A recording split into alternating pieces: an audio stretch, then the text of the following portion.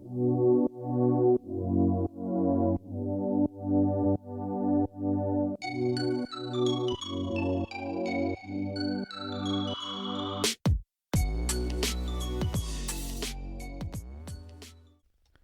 right, welcome to another episode of the Clever Angle Podcast. Today we have Kait Jackson from Kait Jackson Photography, and she's going to be sharing her journey to how she became a full-time photographer. Kait, thank you for joining us today. Absolutely. Thank you so much for having me. I'm really excited to be here. Yeah, so what have you been up to? This pandemic has affected us in so many different ways. So, like, what does your life look like over the past 4 to 5 months? Personally, I have cabin fever incredibly bad, but other than that, for business, I feel like the pandemic helped me. I know that sounds insane because we weren't supposed to work and stuff, but since I shoot a lot of seniors and weddings, I shot a ton of seniors, and so the pandemic kind of like helped me because a lot of photographers weren't shooting, and because Arkansas didn't have a like no shoot mandate, I kind of picked it up, and that's whenever I really got into it all. So in a weird way, the pandemic helped my business. Yeah, so have you ever been a guest on a podcast before? No, this is my first one. I'm incredibly honored. Like, I'm so excited. Because I reach out to a lot of people, and you never know who's going to respond and who's not going to Mhm. respond. So I just want to take that time to thank you for Absolutely. doing this for sure. Thank you. Yeah. So do you listen to any podcast of any kind? I do. I recently started Middle Ground, which I saw that you like too, Yeah. Yeah. because I see you've been commenting on their stuff. I love that. I know Joe and Caroline, and they're a lot of fun to be around. I also listen to Real Talk Photography, which is mainly for senior photographers. So that's a massive help for me. And Six Figure Photography. If there's lots of like niche episodes, Yeah. highly recommend that to other photographers.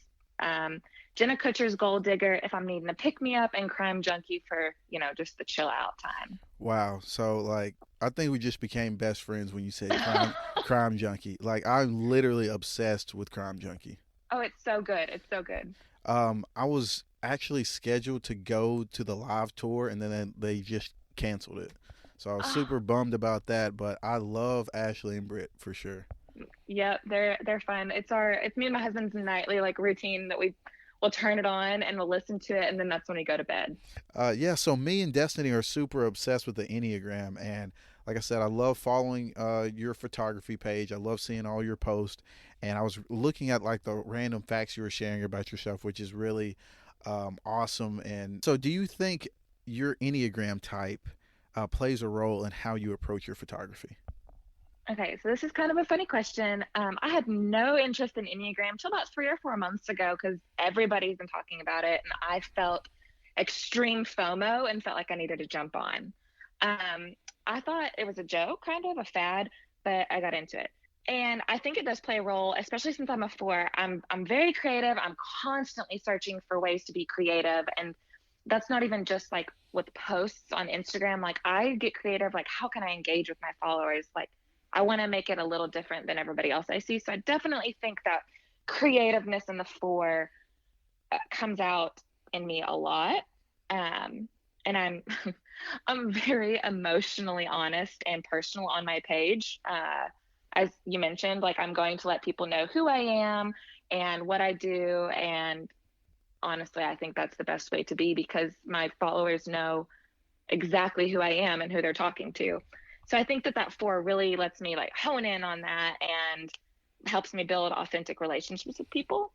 But I was telling you before all this started that I think I really resonate with an eight, and I think that's helped me with photography. Which I'm going to get off tangent here, um, because I'm because I'm very assertive and I have a very strong drive. I have a very strong and straightforward and direct attitude when I need to. And it's mainly just for photography though, because I have such like a clear goal and vision that I am just in on it 110%. And I think that's an eight, but maybe it's a four. I don't know. So maybe we can figure this out some other time. Yes, definitely. Like I said, I could have like a 2 hour conversation just about enneagrams. Yeah. That's how much me and Des just love that. We actually were doing this thing where we were like, hey, we don't know what E, which is my twin brother, we don't know what he is. What do you think he is? And we were like, Hmm. yeah, I think he's a 4. He actually does photography as well here in Jonesboro, and he actually helped me come up with a lot of the questions that I'm going to ask you. So he'll be thrilled to listen to Oh, good. this podcast for sure. One more thing about your post, I was wondering about this, so I was like, I'm going to Hmm. wait to ask her. What aggressive rap music do you listen to when you're by Oh yourself? my gosh. Okay. Like I I'm trying to think like off the top of my head. So do you have Apple Music? Of course I do. Okay. So, like you can type in like today's hits and stuff. No, like I go like to the today's like rap and today's hip hop. So honestly, I don't know what the songs are, but after a session, I'm gonna let me just kind of let out all of that Yeah, in a way. Um, have you ever heard of the song "Only" by Nicki Minaj, yeah, Drake, and I think Lil Wayne? Okay, so that's not aggressive, yeah. but I made a TikTok with it, and if you ever watch it and get on TikTok, that's gonna kind of explain whenever I say like aggressive rap music. Okay, yeah, yeah. That song is definitely aggressive for sure. I love it though. Maybe not. It's not aggressive. That's not aggressive, but it's.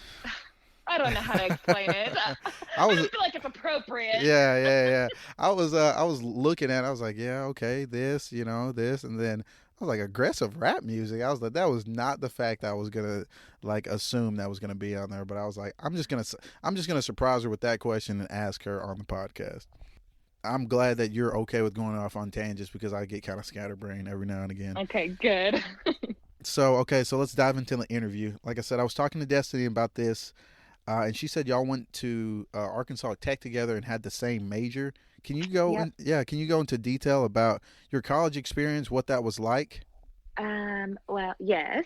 That's kind of a loaded question. I hated college, Really? but I started out as a biology major and quickly switched.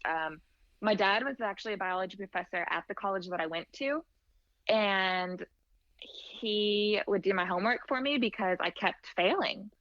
And he would actually fail too. So we don't know if maybe it was a professor. I don't know because they kind of worked side by side. It was a weird thing. So I quickly switched to English secondary education and I really liked it, but then I had a teacher tell me she didn't like my writing style and I wouldn't get anywhere with it. So then I switched to rehab science and I loved it. And I think my undergrad taught me more about myself than anything, learning about people and their emotions and kind of what drives them and all the psychology made me dig deeper into myself. And I feel like that's the Enneagram 4 talking in me. Yeah. Um, it taught me to be very introspective and try my hardest to look at it from somebody else's side. But my mindset through college was C's get degrees. And I probably should not say that, but I loved what I was learning, but I hated school, is all. No, I completely agree. I had a similar experience. My major was health promotion, and I really feel like I learned more about like just how important relationships were with people than the actual grades like in within college. So I definitely Mm-hmm. resonate with your experience there. So during this time period when you had switched to rehab science, did you ever think, one day I'll be a full time photographer? Did you think that was in the cards for you? Absolutely not. I never even picked up a camera until halfway through my senior year. Um, it was never on my radar. I didn't even know that was a job. You know what I mean? Yeah. Uh, That's kind of crazy. So did yeah, you did you intern anywhere in college, and what was that I experience did. like? I did. I moved up to Fayetteville to intern actually because I had met my now husband, and I was like, oh, let's move to the same town. And I interned for this place called Youth Bridge, and Destiny might know a little bit about them. I worked with a population of boys between the ages of 13 and 17, and they lived there full time, and it was an alternative to Department of Youth Services. Um, and it was a rehab facility for boys who, uh, you know, drug violations, stealing, that kind of thing. And I loved it. I had the best time with it. The only problem was it was hard for me to remove myself from the situation at night. Yeah. Like, does that make sense? Yeah. But it was a great intern position for somebody who's graduating with the rehab science degree and dipping their toes into the paraprofessional side before pursuing their master's. I feel like I'm speaking gibberish now. No, you're definitely not. Just because Destiny is a master of social work, Hmm. so paraprofessional and all of those terms are they're common terms to me now. So Okay, good. that's crazy. That sounds like a. So you're saying that you had like a hard time removing yourself, like being off work Yes, when you were done. Okay. yes, yeah. What was the period of post graduation like for you? Like, I graduated and I was really green and I was ready to change the world. I wanted to make a difference. And I was super ready to pick up my social or my master's in social work. yeah, And after, getting hit, kicked, punched, pulled in the hair over 6 months of working with where I worked, I kind of lost the love for it. So I applaud everybody who does it. They're rock stars. I think Destiny is amazing for what she does, and it absolutely takes heart and passion. Um, and it just very, very quickly, I lost interest in what I graduated in. So that's kind of how post graduation went for me. I instantly picked up a job with retail, and I was a manager for a boutique up here called Impressions. And I really like them, actually. They still ask me to like come and cover for the manager just because I'm very loyal to them and I help out when they want me to. And I think that's kind of whenever I was like, I probably should learn what I like to do, because I just spent 4 years doing something I don't want to do. yeah, and I think that is a similar situation for a lot of people. They get out, they think that the degree is going to change everything, and they're going to be doing something that they love right off the bat. Hmm. And I think more often than not, um, people get out and they kind of question themselves, like, what do I really want to do? Like, what do I Yep. really think that I can spend 20, 30, 40 years doing? When did that kind of shift to what was that self-discovery aspect like for you? When did you start thinking maybe I like taking photos? Um, like I said, I picked up my husband's. He had a digital camera because he ties flies for fly fishing. Um, and he was a fly fishing guide in college, and so he would like make fly fishing videos and post them on YouTube, and he had a pretty good following. And I was just like, hey, can I check out your camera? That's kind of cool. Um, and never put it down. So I guess I didn't. I wouldn't say like I knew I wanted to do it or something until probably 2 or 3 years ago. But everybody told me since I started from 5 years ago, keep with it. And I didn't. I don't know. I don't know how it just kind of clicked. It just kind of clicked. I Yes, guess I two or mean, 3 years in after taking enough photos. yeah, I mean, sometimes you just know. But what was that first Nikon that you were shooting on? Like, what kind of camera was that? It was an oh my gosh, a Nikon 30 D3500. It's a crop sensor. Yeah. Um, what does Destiny shoot with? Okay, Do you so know? yeah, so she was shooting with a 5200, and now she's Hmm. gonna be. I actually just got her a Nikon D750 for her Oh yeah, birthday. that's an awesome camera. Yeah, so she's upgrading as of tomorrow. Does she know this?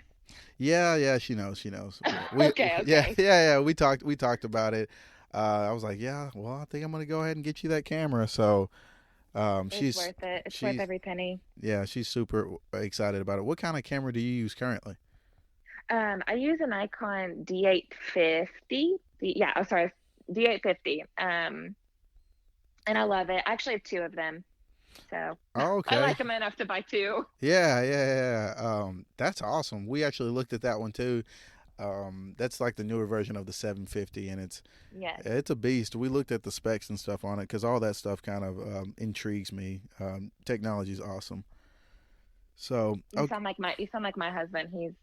He's the researcher. I'm the okay, let's just spend the money. Exactly. Like I watched multiple videos on the camera. I'm like, Yep. Destiny, like if you ever want to do some video, they said that this can shoot in low light and do all these other Yep. things. So Okay, so I've got a lot of listener questions. Transitioning into a new field can be scary.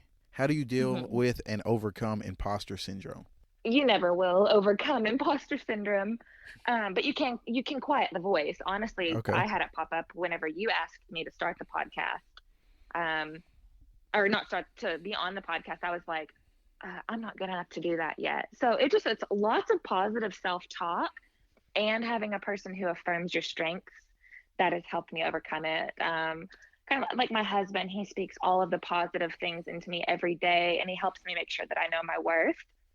Um, but I think that I kind of tell people is get on Pinterest and find the best quote that pumps you up and makes you feel good and feel worthy and put it on your lock screen, because you look at your phone the most, and every time you look at your phone, it's going to tell you that you're good enough.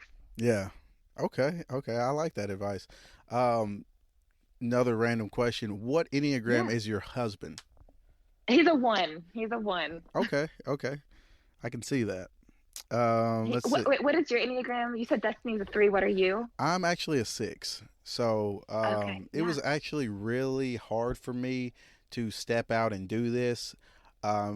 I'll stay in a bad situation because I'm just loyal to to Hmm. like a You're job, the and that's a loyalist. Yeah. yes, yeah. So, but yeah, it was scary starting a podcast and going outside of my zone and being unsure about different things. But I'm challenging those things that I've always believed in, trying to achieve more.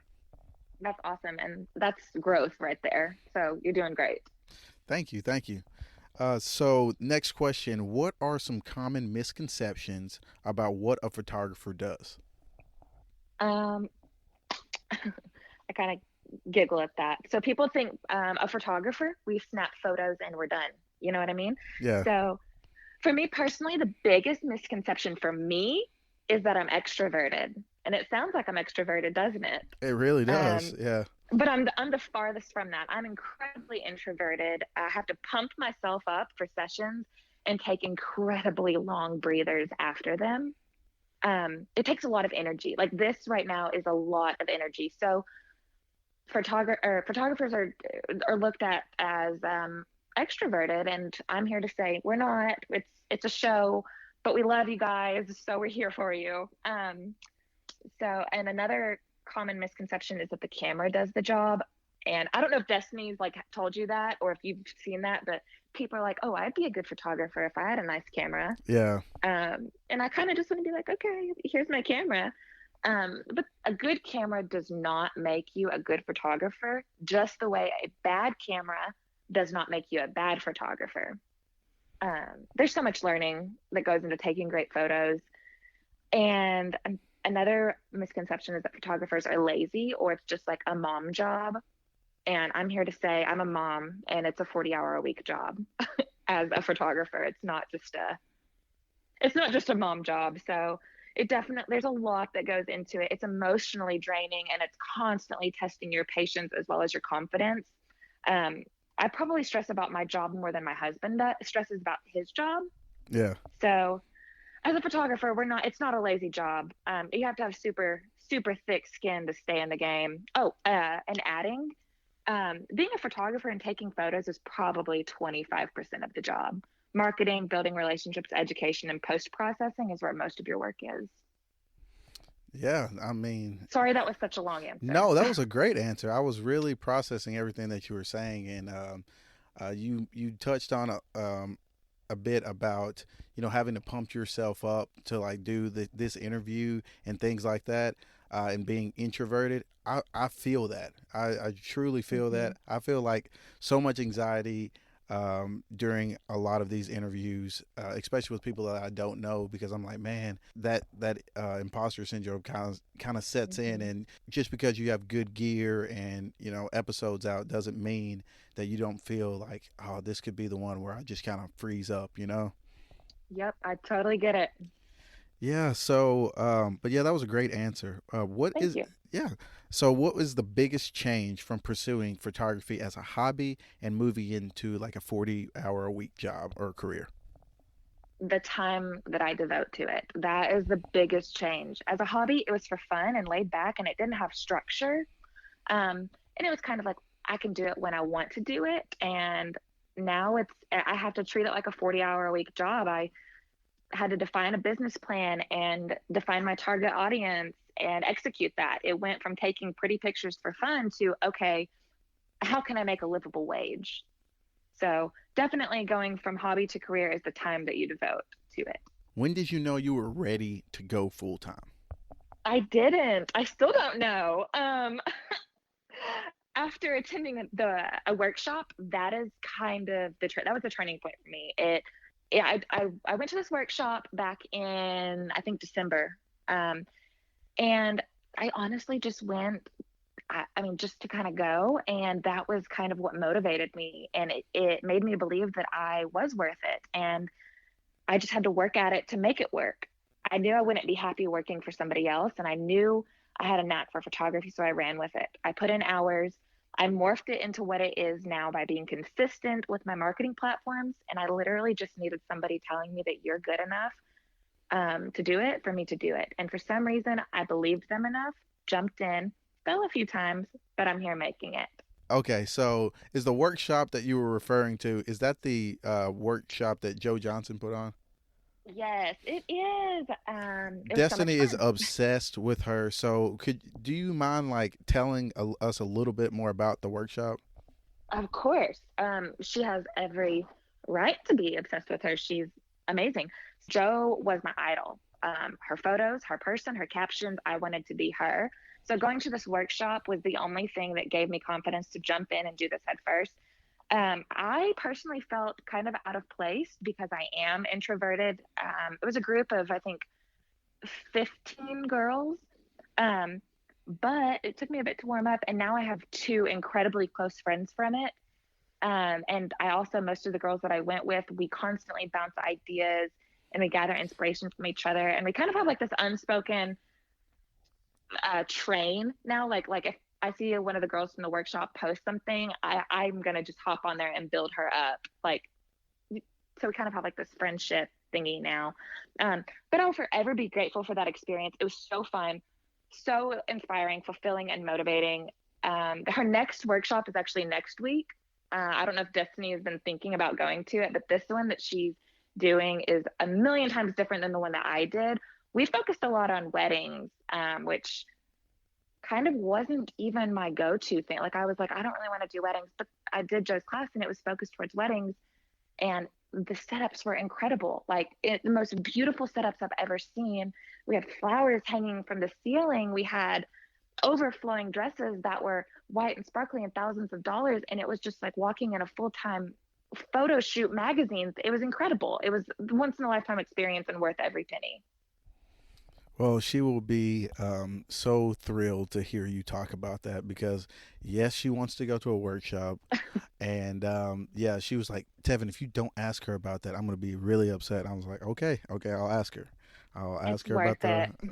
the workshop for sure. But okay, so what is your why with photography? Like, what makes it meaningful to you? That's really easy. The people. I mean, I love making connections. I love capturing emotion. I love capturing the memories.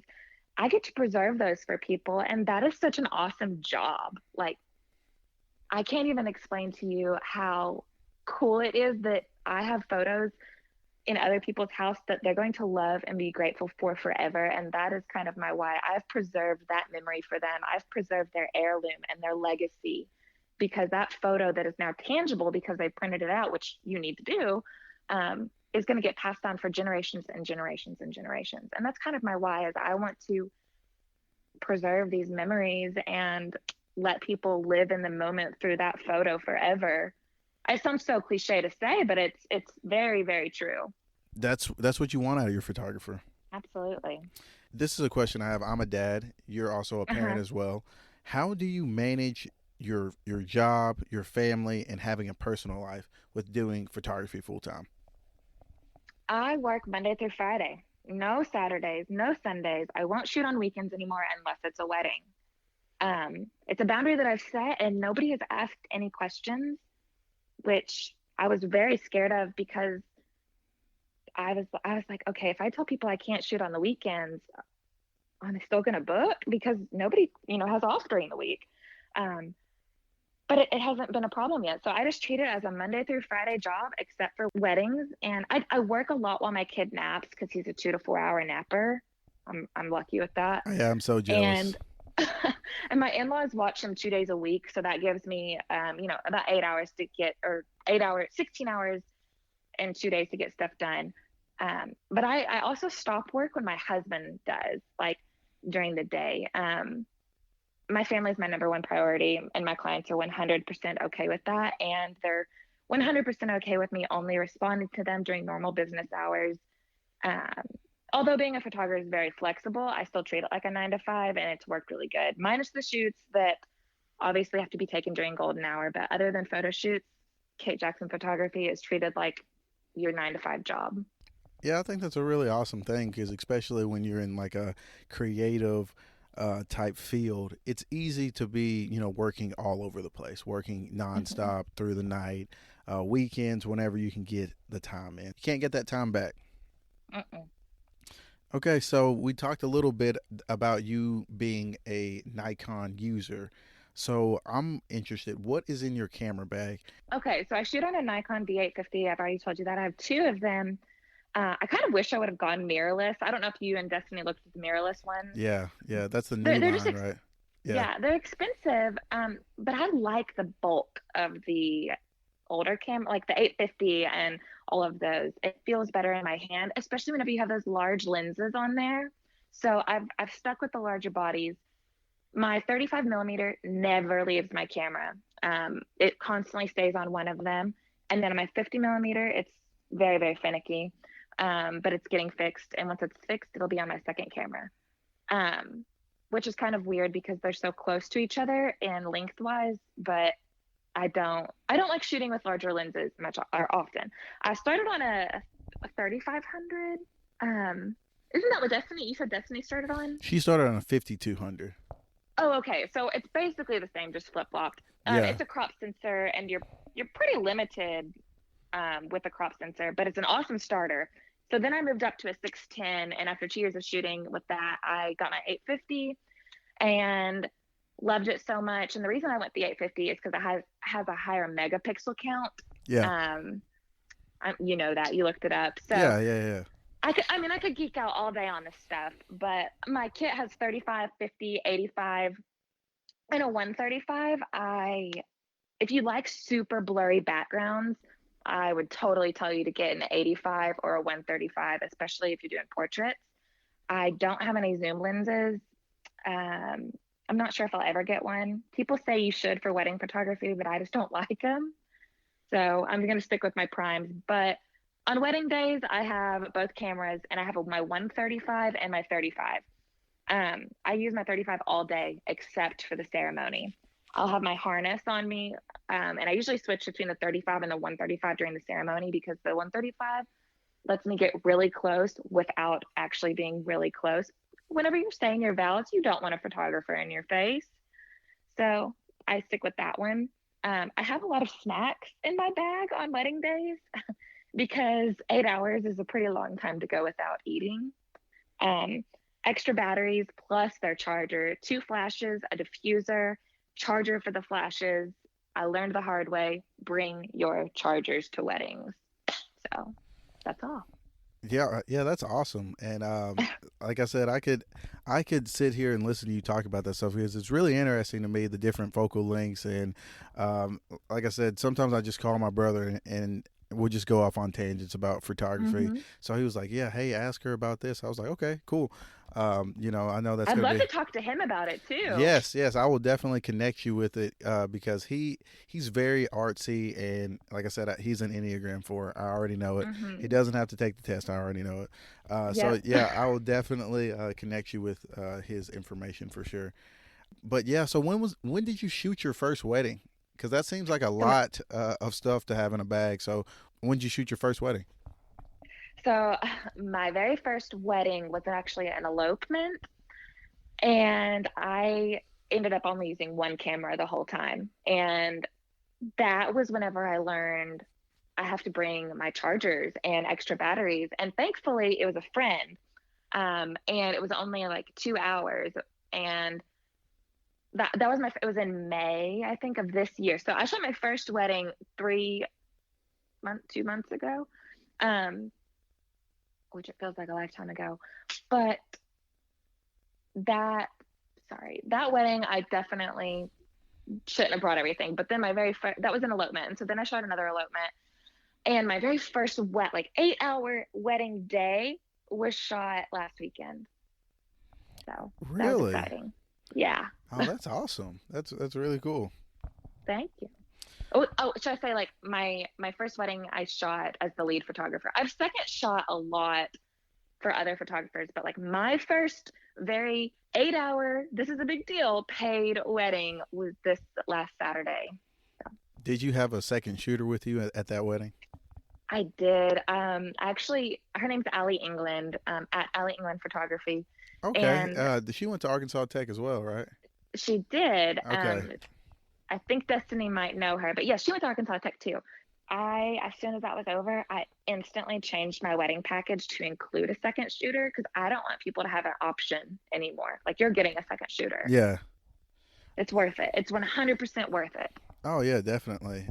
There's only so much you can only be in one place at one time, and I think that just Yes. adds a lot of more flexibility to what you can do Hmm. and what you can capture. How do you price yourself? Okay, well, pricing myself is still a struggle. Finding the sweet spot is incredibly tough. And I think starting, I always ask, whenever I try to think of pricing, I always start with, if I saw my work, what would I be willing to pay per hour? And so then once I'm like, okay, I think I'm worth this much, I research photographers in my area that I feel that I'm equal to, or, we have the same thing to offer, and I compare our work and I go from there. There's no right way to do it. There's no formula. It it's just kind of like trial and error in a weird way too. The more you shoot, the more worth that you are. Also, you have to pay yourself a livable wage, and that's something you have to keep in mind.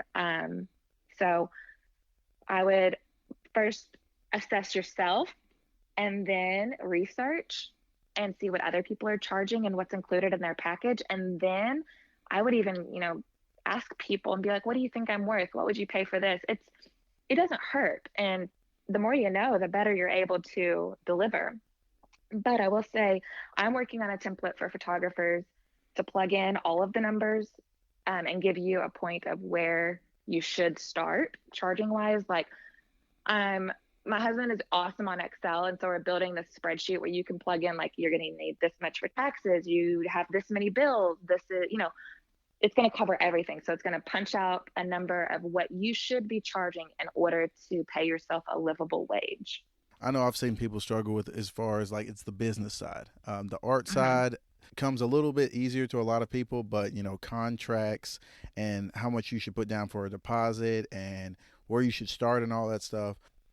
Do you have like a website? What did you go about getting like a website built, or did you make your own website? I actually am still in the process of building a website because I don't know what I want it to look like. So I stick with Instagram right now. And it's done really, really well for me because that's where my clients are. Um, and I use HoneyBook for contracts and if people to like inquire and everything like that. And the cool thing about HoneyBook is you can create a link that people can click on and inquire, and you can completely customize it. So it's kind of like a website in a weird way, but they can put in like where they found you, when their date is it for a wedding, is it for a senior, et cetera, et cetera. So I guess that would kind of be my website, would be HoneyBook, but it's not my personal website. I'm still working on it. Don't judge. No, no, no. I was just curious. Oh no, Um, yeah, I'm definitely so, how long have you been a full time photographer? since January of this year.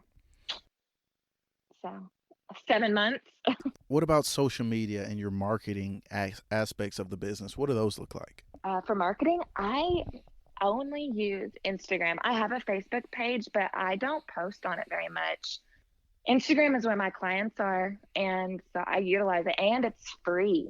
So if you know how to work Instagram, absolutely use it.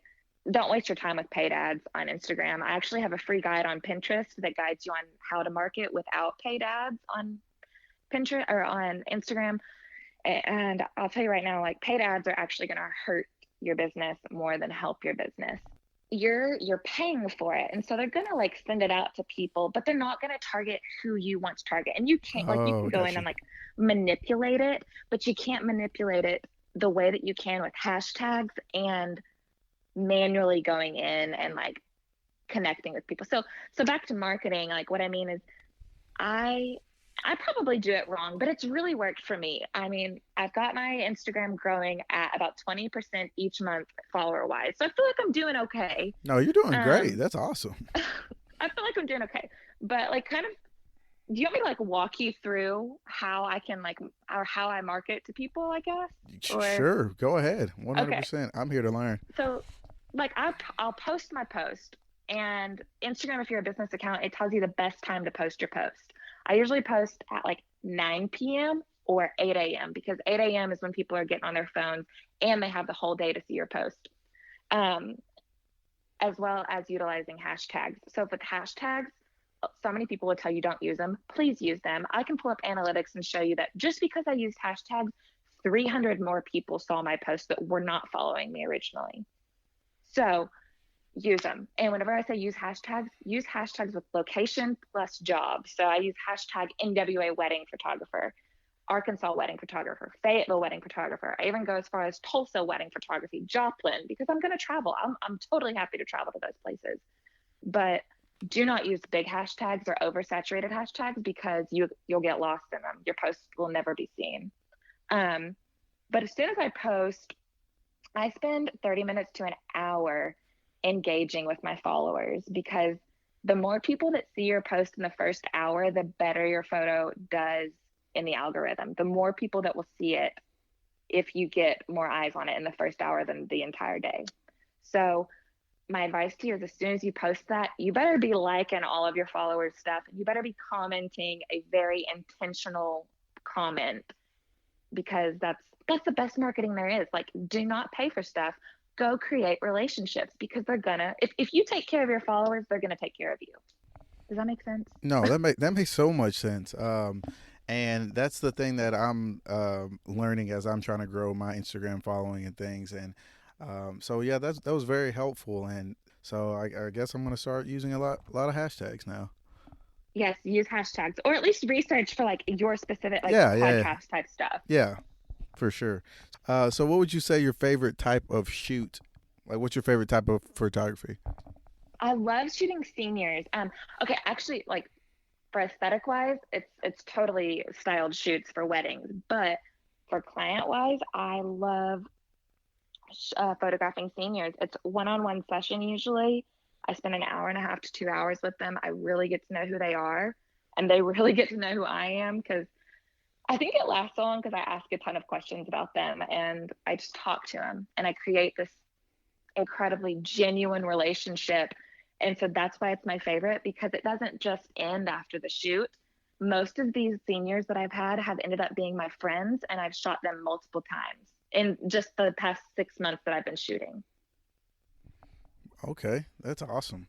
So what is some advice that you would give to somebody that wants to pursue photography? Go shoot. Go shoot whatever you want to shoot and do it often. If you want to photograph seniors, message 5 of them, or doesn't have to be senior, just message 5 people, set up dates, set up times, go shoot. You will not find people who turn down photos or free photos. The more you shoot, the more you learn, the more your dream becomes reality. Um, so kind of what I do, if I'm kind of slow, I'll pick one of my followers that I'm like, oh, I really want to take her picture. I'll shoot her for 10 minutes and I'll say, I'm going to give you 3 of these for free. And now I have, 10 photos to use for marketing in the future because of 10 minutes. It's worth it if you're just starting out to go take photos of everybody because you have to have experience in order to charge and make money. So where can people find your work and book your services? So what's your Instagram, your Facebook? Um, Instagram is at Kait Jackson Photo, and Facebook is at Kait Jackson Photography, which I'm trying to get changed to photo. Um, and you can book me on the link in bio. It has lots of fun links there. You can check out Pinterest. You can check out to inquire for a session. But yeah, you're probably going to find me on Instagram more. So Kait Jackson Photo. Well, it has been a pleasure talking to you. We definitely need to come up to Northwest Arkansas and link up with you and find a good a food spot and catch up. But I mean, this was a very fun, lighthearted interview, and thank you for doing this. Absolutely. Thank you so much. I appreciate it a million times. Yeah. So, do you have any final words for the listeners out there? Thanks for having me. And I hope that everybody just follows their dream and just does it, because whenever you do it, it happens. And if you don't, it doesn't. So do your thing. Well, everyone, this was Kait Jackson Photography. I hope you enjoyed the episode. This has been another episode of the Clever Angle Podcast. All the places to connect with Kait will be in the show notes. And until next time, peace.